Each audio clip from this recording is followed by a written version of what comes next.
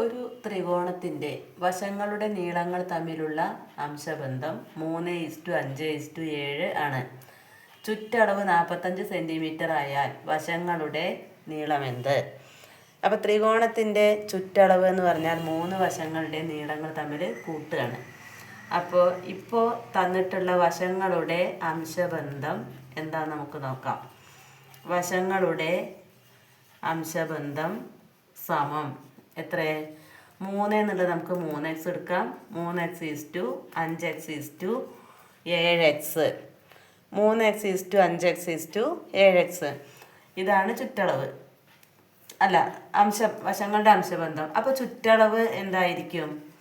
ചുറ്റളവ് സമം 3 വശങ്ങളും കൂടി കൂട്ടുകയാണ് വേണ്ടത്. അപ്പോൾ 3x + 5x + 7x ആണ് ഇതിൻ്റെ ചുറ്റളവ്. 3x 5x 7x കൂട്ടിയാൽ എത്രയാ? 3 5 8 7 15x 15x എന്ന് കിട്ടും. ഈ 15 ചുറ്റളവ് ഇവിടെ തന്നിട്ടുണ്ട്. അതായത് ചുറ്റളവ് 15x ആണ് നമുക്കിവിടെ കിട്ടിയത്.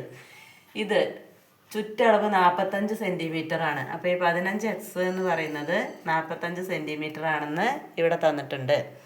ഇതിന്ന് എക്സിൻ്റെ വില കണ്ടുപിടിച്ചാൽ നമുക്ക് വശങ്ങളുടെ അംശബന്ധം കാണാം, വശങ്ങളുടെ നീളങ്ങൾ കാണാം. 15x 45, x സമം 45/15 സമം 3. അപ്പോൾ x സമം 3 സെൻറ്റിമീറ്റർ ആണ്. അപ്പോൾ ഒരു വശത്തിൻ്റെ നീളം എന്താ? ഒരു വശം എത്രയാവും? 3x എന്നുള്ളത് 3 × 3 സമം 9 സെൻറ്റിമീറ്റർ. 3 × 3 9 സെൻറ്റിമീറ്റർ. രണ്ടാമത്തെ വശം സമം എത്രയാ? 5x. 5x സമം 5 × x എത്രയാ? 3 15 സെൻറ്റിമീറ്റർ. 3 15 സെൻറ്റിമീറ്റർ. മൂന്നാമത്തെ വശം സമം എത്രയാ? 7x. 7x സമം 7 × 3 എത്രയാ? 21 സെൻറ്റിമീറ്റർ. ഇതാണ് വശങ്ങളുടെ നീളങ്ങൾ. അപ്പോൾ നമുക്ക് എന്തെഴുതാം?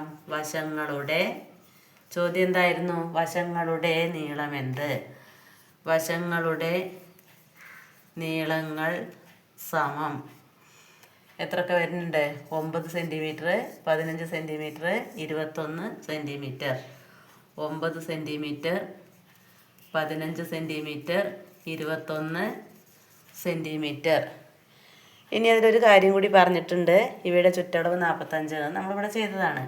ഇത് 3 കൂടി കൂട്ടിയാൽ നമുക്ക് 45 കിട്ടണം അല്ലേ? 9 + 15 + 21 സമം എത്ര കിട്ടണം? 45. ശരിയല്ലേ?